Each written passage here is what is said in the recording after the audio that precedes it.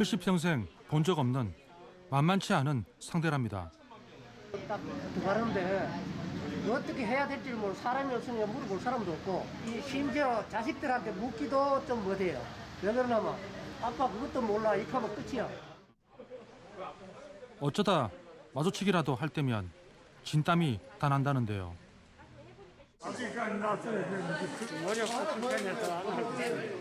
그럴 때마다 막 서러우시겠어요.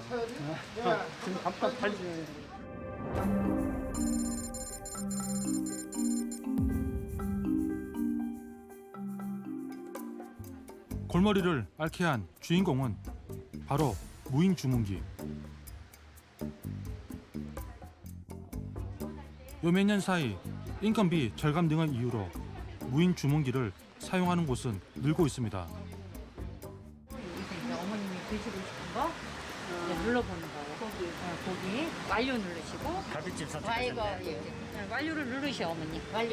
요거. 완료. 디지털 기기 사용이 익숙치 않은 할머니. 강사의 도움으로 어찌어찌 된장찌개까지는 주문했는데요.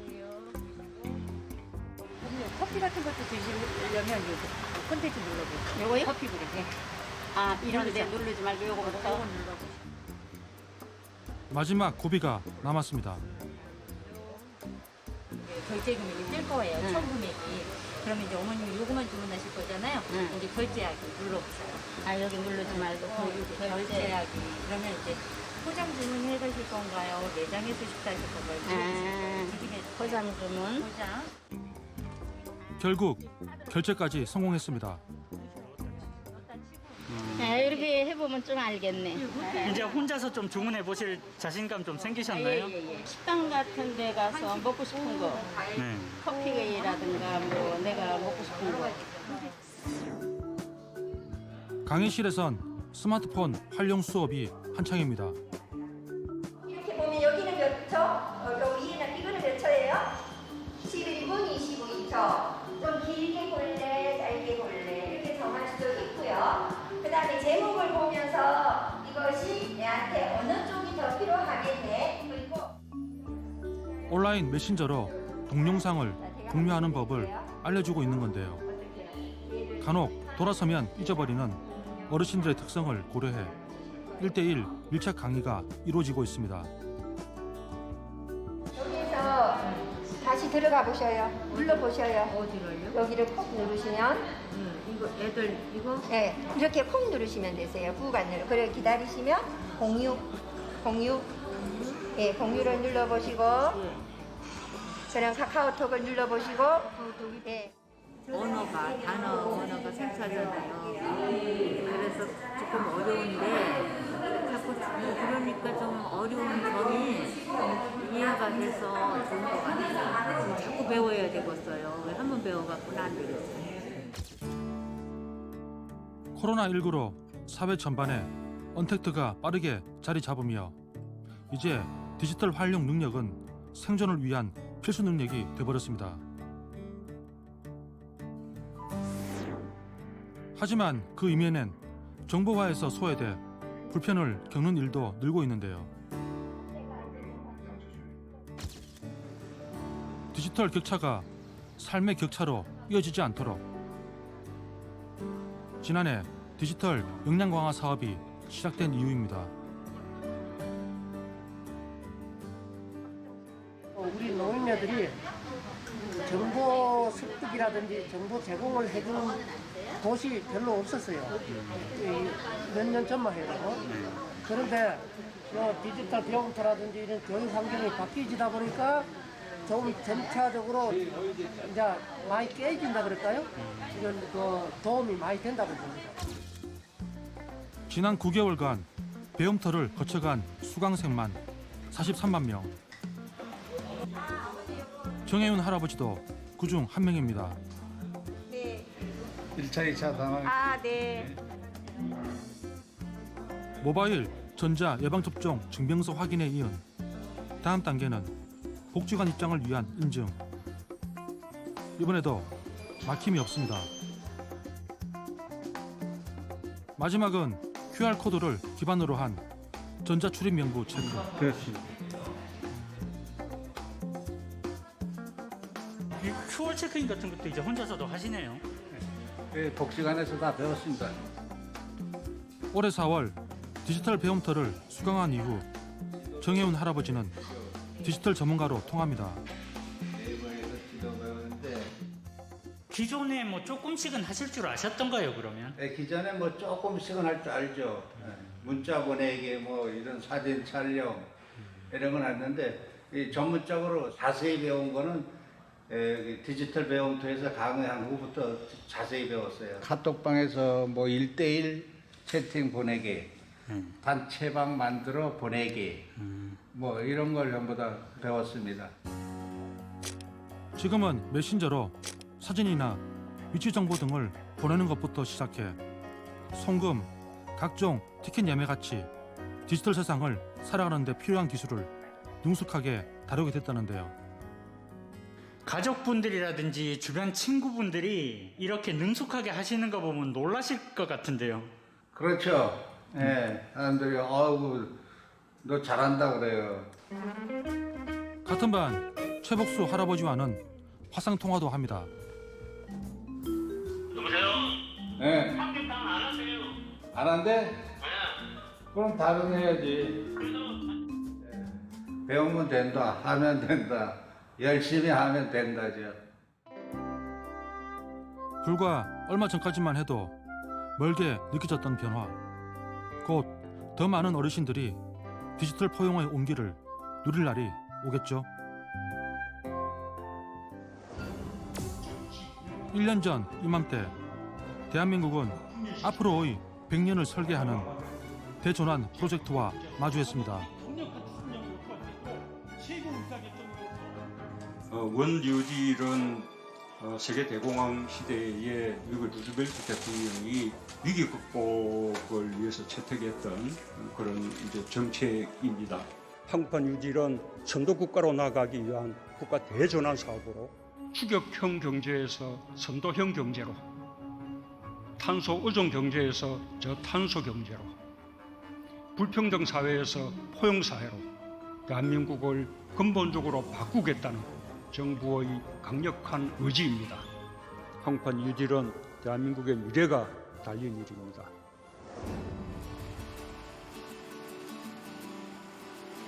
완전히 새롭고 혁신적인 판으로 코로나19 위기를 극복하는 동시에 포스트 코로나 시대를 대비하고 글로벌 선도국으로 점프하겠다는 야심찬 계획. 2025년까지 대한민국 건국 이후 최대 규모인 160조 원이 투입되는 초대형 프로젝트이니만큼 우려와 관심이 대단했습니다. 창을 베개 삼고 갑옷을 입고 잔다는 침과 친갑의 심정으로 늘 긴장감을 갖고 한국판 뉴딜 추진에 총력을 기울여 나가겠습니다. 그 후 1년 천천히 하지만 확실한 변화가 감지되고 있습니다.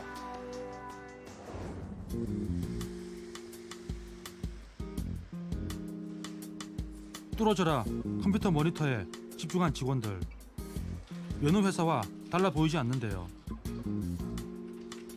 그런데 직원들이 들여다보고 있는 건 살아있는 돼지입니다. 선생님, 이거 화면에 지금 돼지들인 건가요? 예. 무슨 영상인 거예요, 이게 그럼? 지금은 이제 그 돼지들을 이제 객체를 탐지를 해서 그다음에 돼지들의 그 개별적으로 어떤 돼지가 무슨 문제가 있는지 확인을 할 수 있도록 이제 개별적으로 추적을 하고 있는 그런 화면입니다. 5명 직원이 관리하고 있는 돼지 수는 무려 30만 두.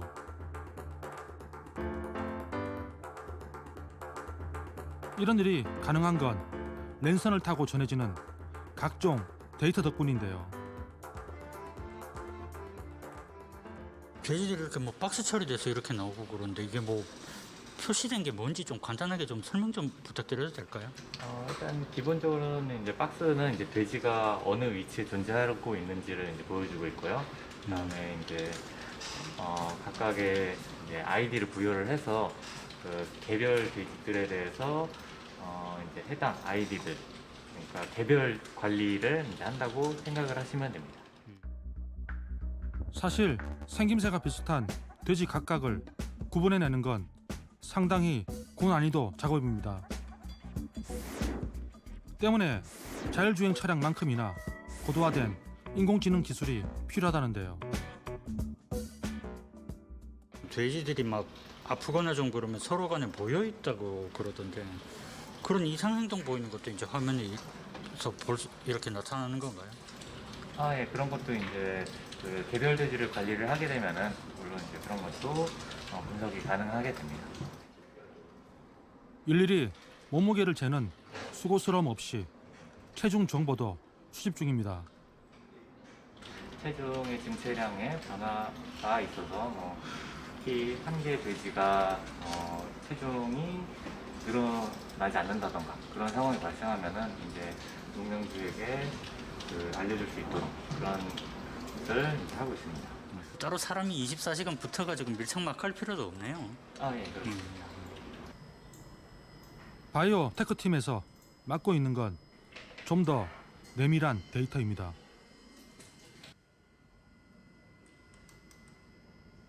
농장에서 이제 돼지나 가축의 혈액이나 분변, 타액 이런 검체들이 오면 저희가 이제 연구실에서 면역 검사나 질병 검사를 통해서 직접 연구해서 나오는 수치 그런 그래프들 통해서 저희가 수집하고 있습니다. 지금은 한 대략 40가지 정도 지표를 분석하고 있고요. 네, 추가적으로 연구를 좀 더 해서 올해는 조금 더 지표 수가 늘어날 예정이에요. 그러니까 앞선 CCTV 데이터가 외부에서 보이는 이상 유무를 실시간 파악했다면 여기선 내부 생체 데이터를 통해 돼지의 건강 상태를 예측하고 있는 건데요. 이렇게 수집된 다양한 빅데이터들을 기반으로 질병이 있는 것으로 의심되는 돼지는 건강관리 계획을 도출하게 됩니다. 4차 산업혁명의 핵심 기술이 총동원된 양동 시스템이라고 할까요?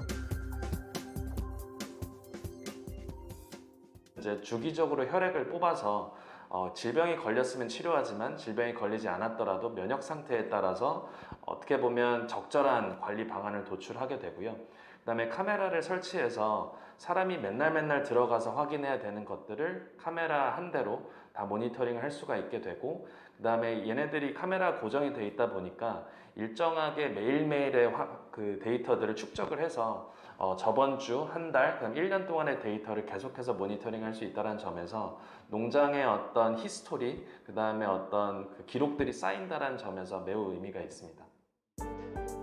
이처럼 그간 주로 농장주의 경험에 의존해온 축산업은 시대의 흐름에 발맞춰 디지털화가 진행 중입니다.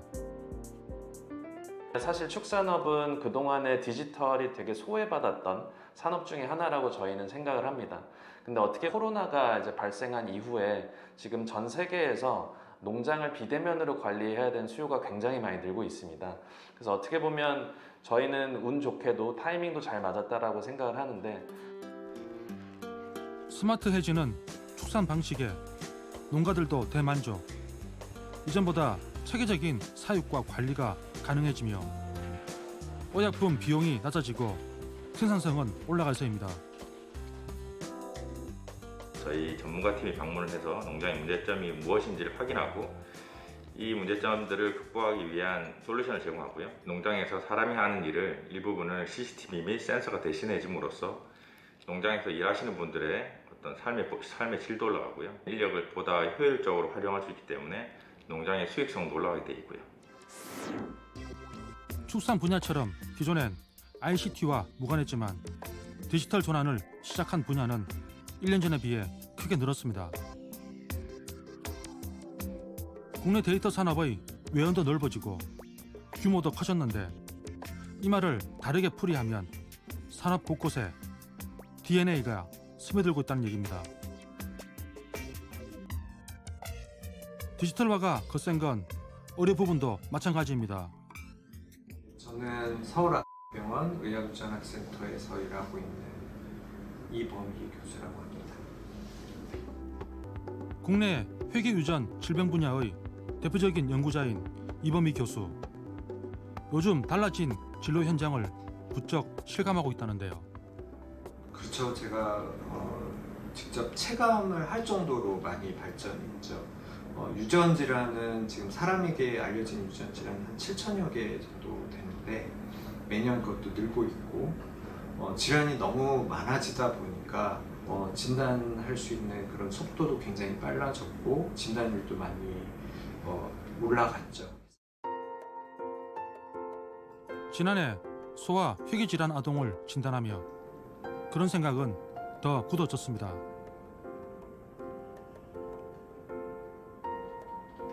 그 아이 같은 경우는 1살 정도 된 아이였고요. 당시에 아기가 1살쯤 되면 이제 걸어 다니고 그다음 이제 혼자 서고 뭐 엄마 아빠 이런 얘기를 해야 되는데 이제 그런 게 전혀 안 되고 축 처져 있는 상태였죠. 그래서 저희가 당시에는 모종의 발달 지원과 관련된 유전 질환이 있을 거라고 생각을 했는데 소아 희귀질환은 약 1,800여 종의 유전자가 유발할 수 있는 걸로 알려져 있습니다. 의심되는 유전자를 일일이 검사해야 하는 데다 막상 검사를 해도 데이터를 분석하기까지 오랜 시간이 걸린다는데요. 소아 희귀질환은 말 그대로 워낙 희귀한 질환이다 보니까 의사 선생님들이 그 원인을 찾는데 몇 년이 걸린다, 평균 한 5년 정도 걸린다고 보고되고 있습니다. 원인 진단하는 데만. 이범희 교수 연구팀이 아이의 정확한 병명을 진단하기까지 걸린 시간은 단 한 달. 진단 시간을 혁신적으로 단축시킨 비결은 인공지능 소프트웨어 덕분입니다.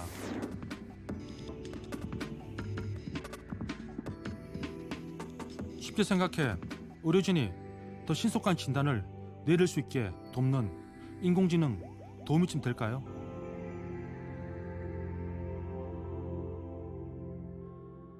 환자가 가지고 있는 증상과 유전체가 가지고 있는 그런 데이터를 매칭을 시켜서 그 발달 지연을 가지고 있는 아이의 원인으로 생각되는 유전자들을 수분내에 찾아주거든요. 그럼 그 다음에 그걸 가지고 의사가 검증하는 작업을 갖게 됩니다. 그러니까 그 전에 걸리던 예전에 수년 또는 이제 분석하는 데 있어서 수개월 이런 시간들이 수분내로 굉장히 많이 짧아진 그런 획기적인 그런 변혁이 있었다고 말씀드릴 수가 있죠. 정확한 병명이 진단되자 치료에도 탄력이 붙습니다. 그리고 기적이 일어납니다. 몸조차 가눌 수 없었던 아이의 상태가 호전되기 시작한 겁니다. 지금도 이제 좀 더 허리도 많이 이제 허리에 힘도 좀 더 생겼고 이제 조금 일어날 정도 이 정도 많이 좋아지고 있습니다. 그래서 저도 의사로서도 많이 그 보람을 느끼기도 했는데 이 프로그램이 가지고 있는 위력에 대해서 좀 많이 실감을 했던 것 같고요. 디지털의 날개를 달고 업그레이드 중인 의료 서비스. 벌써 더 건강해진 것 같은 건 기분 탓이겠죠. 이런 닥터앤서 개발이 되면 1차, 2차 병원의 의료 서비스의 어떤 질이 굉장히 높아지고 특히 이제 지역의 경우에는 의사 선생님들도 많이 부족하고 그래서 지역 간의 의료 격차 해소하는 데도 굉장히 기여해서 우리 국민들의 전반적인 의료 서비스를 받을 수 있는 어떤 기회나 격차 해소에 크게 기여할 것으로 보고 있습니다. 이처럼 지난 1년간 우리 사회 경제 전반에는 디지털 대전환의 바람이 거셌습니다. 고맙습니다. 닥터앤서 2.0으로 대한민국의 미래 의료를 함께 살펴봤는데요. 앞으로 가는 걸음걸음 여러분의 응원이 필요합니다. 전 세계적으로 디지털 경제로의 전환이 급속히 일어나는 상황에서 우리나라가 디지털 선도 국가로 도약하기 위한 발걸음에 속도가 붙고 있는 건데요.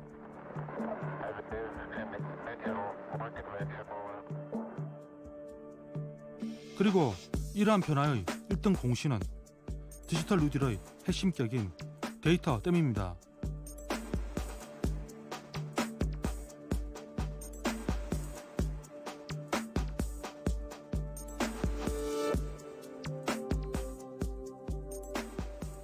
데이터가 4차 산업혁명 시대의 원유라는 이야기가 있는데 이런 의미에서 보면 우리나라는 세계 최고의 데이터 산유국인 셈입니다. 다만 원유는 베네수엘라나 중동, 미국이나 노르웨이 등 다양한 사례에서 여러분들이 볼 수 있는 바와 같이 활용하는 체계를 어떻게 만드느냐가 중요하지 단순한 매장량 자체가 중요한 것은 아닙니다. 이러한 점에서 디지털 뉴딜에서 만들 데이터 활용 거버넌스가 우리의 미래에 매우 중요하다고 봅니다. 지난 1년간 정부와 민간 할 것 없이 이 데이터댐을 양질의 DNA로 채우기 위해 공을 들였는데요.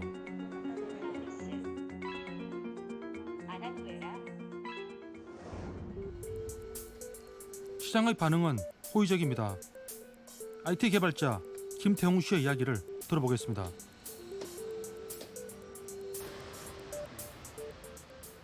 저 길 건너편의 간판 혹시 쳐다보면 뭔지 보이시나요? 일단은 간판이 있다는 사실조차 모르고요. 네. 뭐 간판은 전혀 보이지 않습니다. 그는 왼쪽 눈은 실명, 오른쪽 눈은 잔존 시력이 0.02 이하인 중증 저시력자입니다. 그러면은 평상시에 뭐 사물이 뭐 어느 정도까지 가까이 있어야 식별이 되십니까? 이렇게 코앞에 대야 어느 정도 보입니다. 일상생활에서 가장 불편함을 느낄 땐 버스를 이용할 때라는데요. 이전에는 버스 번호를 좀 빨리 잘 보기 위해서 뭐 휴대용 망원경까지 가지고 다니신 적도 있다고 들었습니다. 망원경이라는 거는 굉장히 시야각이 좋기 때문에 버스가 이제 버스가 오는 방향을 정확히 제가 찾아서 또 그 버스에 제가 보고자 하는 이제 버스 번호판이 또 어느 위치에 있는지를 계속 따라다니면서 봐야 되잖아요.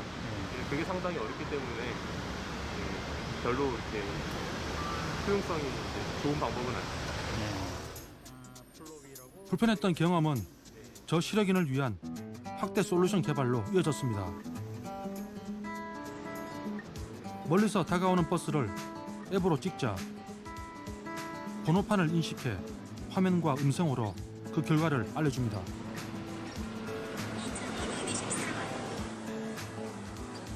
버스가 아니면 아니라고도 말을 해주는데요.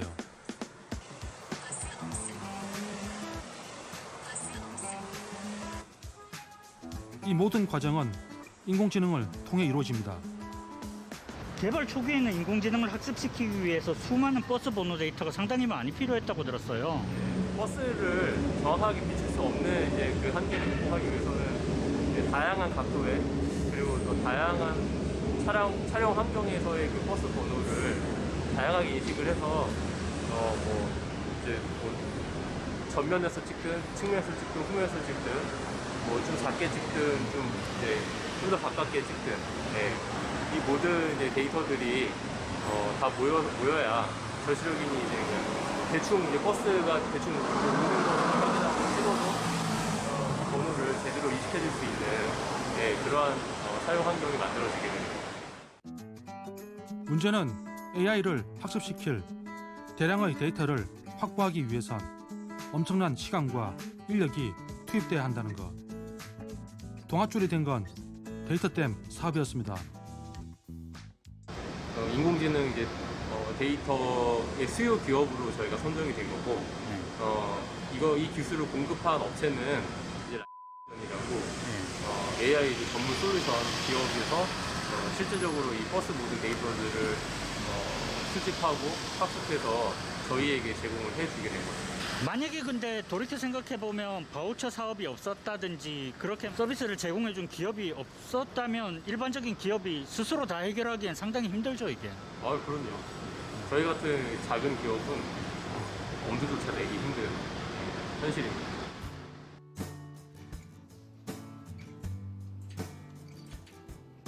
그가 데이터 때문에 기대를 거는 부분은 또 있습니다.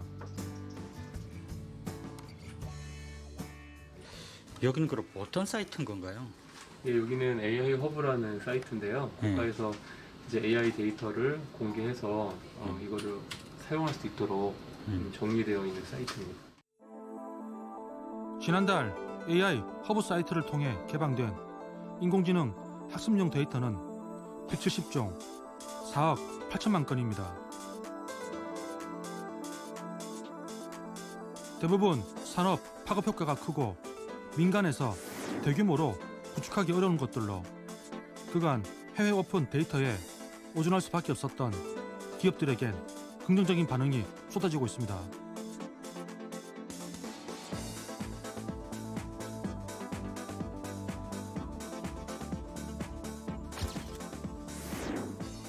모처럼 국내 실정에 맞는 데이터가 나왔다는 겁니다.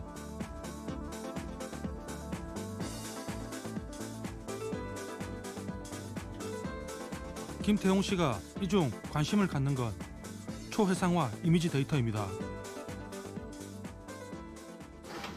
현실에서 이제 사용자가 사용할 수 있는 이제 기기에서 늘 고해상도의 이미지를 받아올 수는 없는 거거든요. 그래서 저해상도의 이미지가 사용자에게 주어진다고 하더라도 그거를 이제 확대 솔루션에서 고해상도 이미지로 변환해서 사용자에게 이제 고품질의 확대 이미지를 제공할 수 있어야 되는데 그런 이제 기술에 있어서 슈퍼 레졸루션 기술이 아주 유용하게 사용될 수 있습니다. 저시력자분들 같은 경우에는 확대 화면에서 훨씬 더 선명한 화면들을 좀 볼 수 있게 되는 건가요?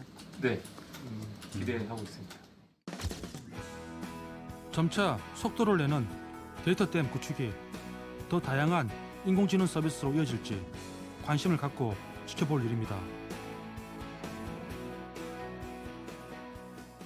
공공 데이터가 늘어나는 것은 굉장히 환영할 만한 일이고요. 저희 같은 이제 장애인 보조공학 기기를 개발하는 저희 같은 업체에서도 사용할 수 있는 그런 데이터, 적합한 데이터들이 많이 공개되었으면 좋겠습니다.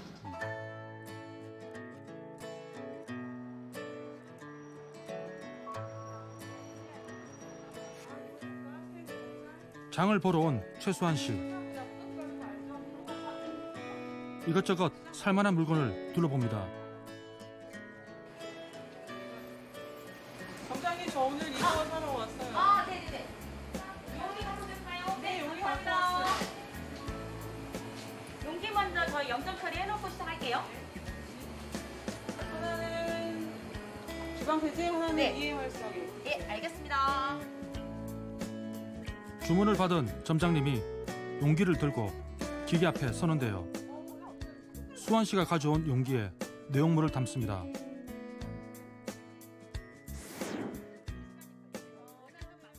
이거 지금 뭐 담으신 거예요? 아 이거요. 이거 EM 활성액이라고요. 각종 미생물 이런 것들을 발효시킨 건데요. 가끔 이렇게 용기 가져와서 구입해서 사용하고 있어요. 물론 이렇게 포장되어 있는 것도 팔긴 합니다. 근데 그냥 빈 용기 갖고 오면 쓰레기 하나 덜 만드니까요. 이렇게 쓰고 있습니다. 일회용품 사용을 줄이기 위해 노력 중이라는 수환 씨. 사실 우유 먹고 한 번 버리잖아요. 그 페트병 버리는데 저는 저거 진짜 되게 오래 쓰고 있거든요. 여러 번 쓰고 있거든요. 그래서 어쨌든 일회용을 쓰지 않고 다회용으로 쓴다는 건 자원순환도 탄소 중립에도 도움이 되는 일이라고 생각합니다. 이 동네에서는 이런 모습들이 낯설지 않은 일입니다.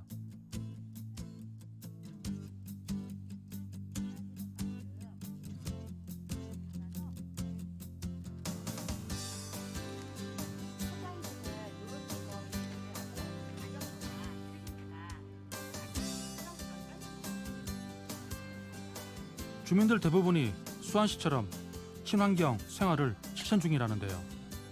이름하여 그린 은평 대작전. 근데 쓰레기는 늘 그 문제가 벌써 뭐 아주 오랜 시간 동안 지속되어 있죠. 쓰레기는 아무 죄가 없어요. 그걸 만들어내는 우리의 죄인 거죠. 근데 우리는 항상 우리를 빼고 시작을 해요. 그래서 쓰레기가 문제고 화석연료가 문제인 거예요. 함께 모여 환경에 대해 이야기도 나누고 친환경 제품도 만듭니다.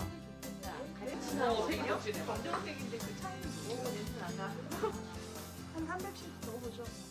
제가 제일 먼저 분양을 받고 제일 먼저 그 텃밭을 심고 네. 한참 올라가야 되겠네요. 제일 먼저 제가 이제 꽃을 먼저 피웠고요. 네. 네. 아, 노란 게 저게 수세미 꽃인가 보네. 이쁘다. 네, 먼저 키웠고 그 다음에 이제 열매가 맺혀서 또 제가 사진을 올린 게. 여기 제가 올린 거 있네요. 이렇게 열매 맺힌 거. 열매. 네, 요것도 꽃에서 이제 호박처럼 열매가 맺히기 시작하는 거예요. 지금 맺히기 시작하는 거예요. 네. 미세 플라스틱이 함유된 수세미 사용을 줄이기 위해 직접 수세미 모종을 키워 사용한다는데요. 주민들은 이러한 작은 노력들 하나하나가 모여 환경을 위한 큰 걸음이 된다고 믿습니다. 사실 이곳에 오시는 분들이나 이런 분들은 실제로 자기 삶을 바꿔서 자신들이 그런 탄소 중립에 가까울 수 있는 일상적인 일들을 아예 바꾸고 계신 거거든요. 그래서 저는 훨씬 더 가치 있다고 생각하고, 이런 의식의 전환이 일어난 사람들이 이렇게 좀 더 많아지면 그분들이 실제로 이 기후 위기에서 지구를 진짜로 구해내지 않을까, 그런 생각이 들어요. 굳이 언급하는 게 사족일 정도로 기후 위기는 이미 우리에게 닥친 절박한 현실입니다. 과학자들은 기후위기가 본격화되면 코로나보다 100배, 1000배 더 큰 위기가 닥칠 것이라고 예상합니다. 이제 탄소 중립은 선택이 아니라 필수가 되었습니다.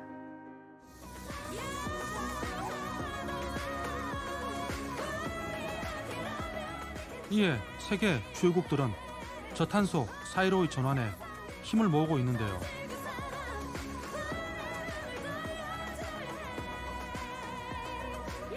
온실가스 배출을 줄여 지구온난화를 늦추는 것이 지구촌의 공존, 아니 생존을 위한 과제가 되었기 때문입니다.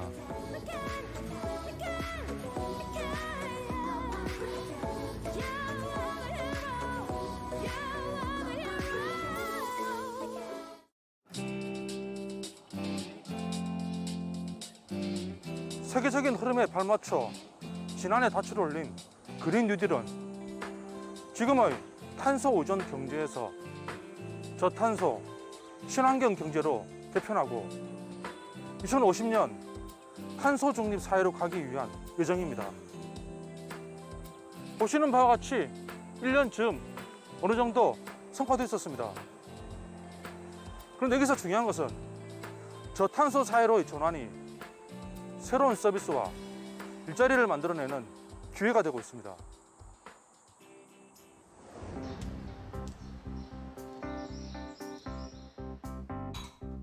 모처럼 쉬는 날을 맞아 지선 씨가 그간 미뤄뒀던 대청소를 시작합니다.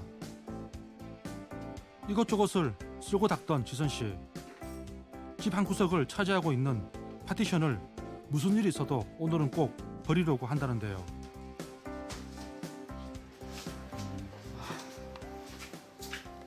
이거 그동안 버려야 되는데 버리질 못해서 오늘 쉬는 날이고 해서 버리려고 놔둔 거예요. 근데 제가 알기로 이런 큰 폐기물은 바로 못 갖다 버리죠. 네, 그렇죠. 근데 큰 길까지 나가서 스티커 구입하려면 너무 불편했거든요. 근데 일 끝나고 오면 항상 밤이니까 스티커 사기도 그렇고 귀찮아서 또 까먹고 그래서 못 내버리고 있었어요. 먼 곳까지 폐기물 처리 스티커를 사러 가는 것이 불편했다는 지선 씨. 하지만 얼마 전 손쉽게 폐기물을 버릴 수 있는 방법을 찾았습니다. 화성 시민들은 모바일 앱 빼기 서비스를 설치하면 따로 폐기물 스티커를 사지 않아도 바로 배출이 가능하더라고요. 그래서 지금 한번 앱을 다운받아서 해보려고요. 어플을 켜고 주소를 입력한 뒤 버릴 폐기물의 사진을 찍는데요. 이렇게 사진을 찍어서 올리면 접수가 되는 건가 봅니다. 예. 저도 지금 해보는 건 처음 해보는 건데 굉장히 편하게 비슷한 게 있으면 목록이 알아서 떠주니까 좋은 것 같아요. 배출 시간과 장소를 입력하고 결제만 하면 준비 끝. 밑에 2,000원 결제하기 그러고 나와 있네요. 네, 이제 금액이 나왔네요. 결제 금액은 그러면은 주민센터 폐기물 스티커 가격하고 같은 건가요? 예, 폐기물 스티커 판매되고 있는 그 가격이랑 동일하다고 하더라고요. 아까 결제할 때요, 등록번호가 뜨더라고요. 그래서 스티커를 붙이지 않고 그냥 등록번호만 적어서 이렇게 내어놓으면 알아서 가져가신대요. 이게 참 편해진 것 같아요. 약 10분 만에 폐기물 배출을 끝냈습니다. 대형 폐기물 같은 거 버리려면 굉장히 그동안 골치 아팠었거든요. 책상도 마찬가지고. 근데 이렇게 손쉽게 버릴 수 있는 방법이 있어서 너무 좋고요. 그리고 요즘에는 코로나 시대인데 비대면 서비스로 내가 원하는 시간에 아무 때나 할 수 있다는 게 너무 좋은 것 같아요. 앱 설치만 하면 스티커 사러 가지 않고도 바로 버릴 수 있으니까 그게 제일 좋은 것 같아요. 마포구에서는 초혜 씨 집이 아침부터 분주합니다. 고객님, 안녕하세요. 계획에서 왔습니다. 예. 오늘 그 수거할 게 장롱이 어느 쪽으로 있죠? 예. 자, 여기 신청하신 장롱 3장 맞으시죠? 네. 자, 그러면 카메라로 한번 찍을게요. 무거운 폐기물들을 직접 분해하고 배출해준다는 이 서비스는 혼자 사는 여성들에게 큰 인기라는데요. 기존과는 다르게 어플을 사용해 손쉽게 폐기물을 버릴 수 있는 서비스입니다. 저희가 한 달에 현재 이제 폐기물 버리는 신청 건수가 10,000건이 훌쩍 넘어가거든요. 그만큼 이제 많은 분들이 이제 폐기물 버리는 방법에 대해서 뭔가 도움이 필요하지 않았나라는 생각이 개인적으로 들어서 현재 가장 넓은 섹터의 그 폐기물 수거 서비스를 또 제공하고 있는 회사이기도 하고, 그리고 가장 많은 회원 가입자가 되고 있는 서비스이기도 합니다. 현재 이 서비스를 이용할 수 있는 지자체는 총 20곳. 그 중에서도 마포구는 이 서비스의 효과를 톡톡히 보고 있다고 하는데요. 빼기 서비스 이용 후 작년 한 해 폐기물 스티커 발행 감소 여부에 대해서 좀 질문드리겠습니다. 지금 이제 기존에는 신청자가 직접 이제 인터넷이나 방문 신청했을 때 필증을 이제 붙여야 되다 보니까 상당히 좀 많이 발행을 했었습니다. 근데 이제 어플을 이용하면은 굳이 이제 필증을 부착할 필요 없이 작업자가 이제 현장에서 사진과 대조해서 할 수 있으니까 발행 부수는 좀 많이 줄일 수 있었습니다. 폐기물 배출 이제 신고량은 작년 대비해서 또 많이 늘어있는 상태다 보니까 빼기 어플 이용자가 좀 많아질수록 발행 부수는 좀 많이 더 줄일 수 있다고 생각합니다. 불필요한 스티커 발행이 줄어드는 것과 동시에 탄소 배출도 줄일 수 있습니다. 가령 지금까지는 대형 폐기물을 수거해가는 그 행위가 디지털화가 전혀 돼 있지 않은 상태에서 진행을 하다 보니까 언제 누가 무엇을 어디에 버렸는지를 알 수가 없어서 매일매일 똑같은 곳을 그 폐기물이 없어도 이렇게 순찰조가 계속 돌면서 수거를 하는 형태가 진행됐었고요. 그렇게 버려지는 그 탄소 그리고 이산화탄소량이 1년에 4만 톤, 5만 톤 정도가 됐었습니다. 그 매연가스가 계속적으로 이제 아무것도 없는 빈트럭에서부터 나오는 거죠. 당장 이런 것들을 누가 언제 버렸는지를 즉시 알 수 있는 시스템을 연동을 해놨기 때문에 일단 기본적으로 그런 매연가스, 불필요한 그 운행에 들어가는 탄소 배출이 좀 줄고요. 두 번째는 스티커 발행 비용 자체가 없어집니다. 편리한 사용법 덕에 나날이 서비스 이용자가 늘어나고 있다는데요. 그에 따른 일자리 창출 효과도 상당합니다.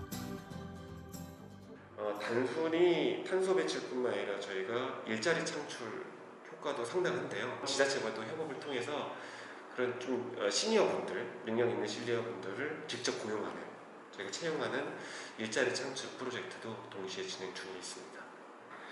당장 내근 지금은 30명이고요. 저희가 아까 전에 말씀드린 일자리 창출까지 포함하면 올해 한 100명 정도, 100명 정도 예상을 하고 있습니다. 소외되는 이 없이 국민 한 사람 한 사람의 삶을 더욱 따뜻하게 보살피고 대한민국의 미래라는 희망의 씨앗을 틔우기 위해 열심히 달려온 지난 1년. 1년 전 오늘 저는 이 자리에서 선도형 경제로의 전환과 한국판 유질 프로젝트를 강력하게 추진하겠다고 말씀드렸습니다. 당시로서는 생소한 구상이었을지 모르지만 올바른 방향이었음이 증명되고 있습니다. 이제는 우리만의 길이 아니라 세계 보편의 길이 되었습니다. 임기 마지막까지 한국판 유지를 힘있게 추진하여 대한민국 대전환의 토대를 확고히 구축해 나가겠습니다. 한국판 뉴딜이 마지막까지 추진력을 잃지 않을 가장 큰 원동력은 바로 국민입니다. 한옥마을에서 12년째 전통 매듭 공방을 운영하고 있는 양희수 씨. 코로나 이후 공방에서 혼자 작업하는 시간이 늘어난 상황인데요. 뜻밖의 반가운 소식이 찾아왔다고 합니다. 찍었어. 전국적으로 방송 탔는데. 작가님 지금 이거 생방송에 작가님 얼굴이 나왔네요. 네. 깜짝 놀랐어요. 아니 그래도 이런 좋은 취지의 사업에 이제 홍보 이렇게 영상을 찍게 돼서 굉장히 저도 뿌듯하고요. 이게 선정이 되기를 바라는 마음이 큽니다. 네. 참여를 했기 때문에 더 그런 마음이 드네요. 지난달 지역균형 뉴딜 우수사업 공모전에 총 40건의 사업이 국민투표 대상으로 선정됐는데요.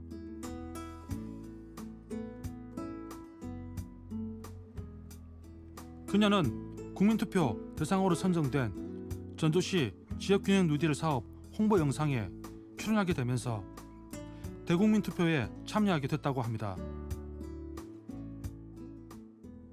전주시에서 지역균형 누딜 사업의 홍보 영상 섭외 요청이 와서 이런 사업이 있다는 것을 알게 됐고 직접 들어가서 확인을 해보니 우리 소상공인과 예술인들에게 굉장히 좋은 사업이어서 저희가 대국민 투표에 참여를 했고 투표를 진행하게 됐습니다.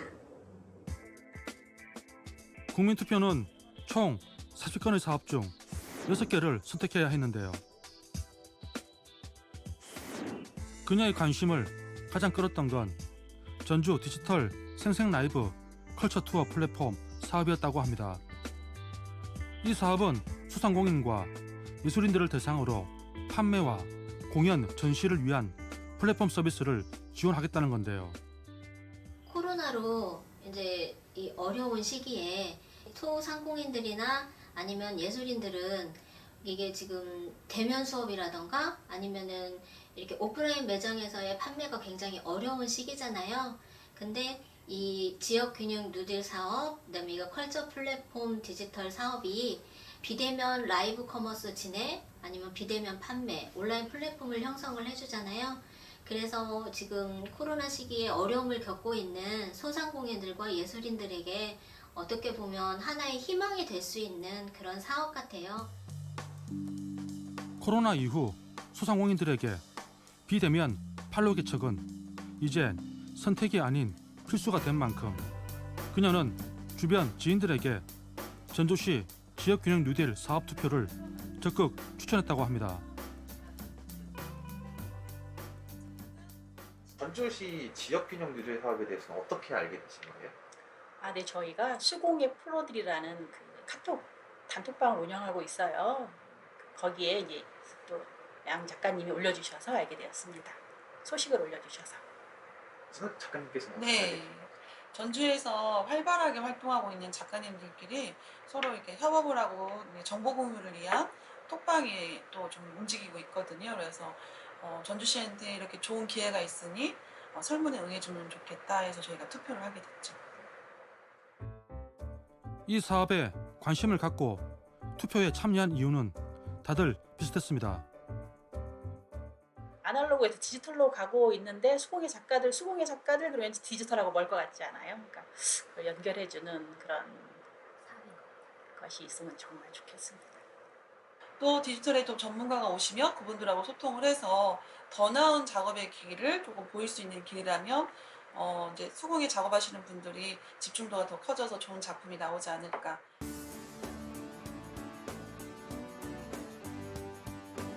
그리고 지난달 29일 대국민 투표를 통해 선정된 지역균형 뉴딜 사업들을 대상으로 경진대회가 열렸습니다. 4차 산업혁명 시대의 핵심 기술인 초연결, 초지능 기술을 융합으로 누구나 편리하게 이동할 수 있는 평등권을 보장하고자 합니다. 이 인공지능에 따뜻한 정을 불어넣으면 과연 어떤 일이 생길까요? 인공지능 통합돌봄 사업의 추진 배경부터 발전 방향까지 간략히 설명드리겠습니다. 의료 데이터를 시각해서 의료진들이 효율적으로 활용할 수 있습니다. 더 나아가서 의료 인공지능 개발이 가능합니다. 각 지자체별로 발표가 끝날 때마다 열띤 질의응답도 이어졌습니다. 강원도는 이미 시작했습니다. 실제로 의료 빅데이터를 사용할 이렇게 플랫폼을 만들려고 해도 서로 공유를 하지 않고 표준화도 상당히 어렵다고 알고 있는데 이런 문제들은 어떻게 해결하시려고 하는지 좀. 저희 플랫폼에 참여하는 12개 병원은 데이터를 같이 쉐어하기로 이미 협약이 체결되었고 또 이렇게 데이터를 활용함으로써 병원에도 다양한 새로운 비즈니스 모델을 창출시킬 수가 있습니다.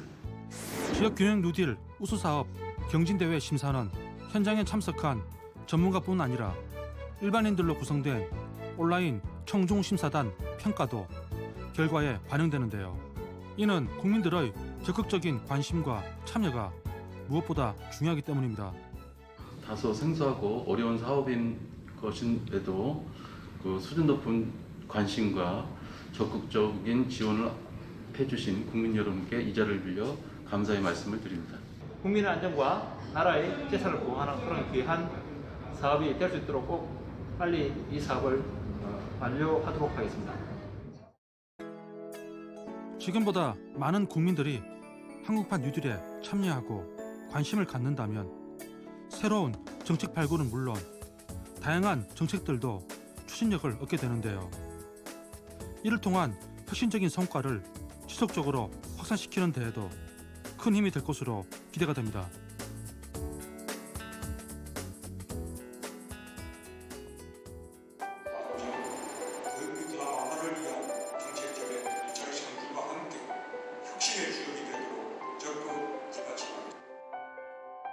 항판 유지의 진화에 따라 투자를 대폭 확대하겠습니다. 2025년까지 항판 유질 총 투자 규모를 기존의 160조 원에서 220조 원으로 확대할 것입니다. 항판 유질은 코로나 극복의 희망이며 우리 정부를 넘어선 대한민국 미래 전략입니다. 항판 유질은 계속 발전하고 진화할 것입니다.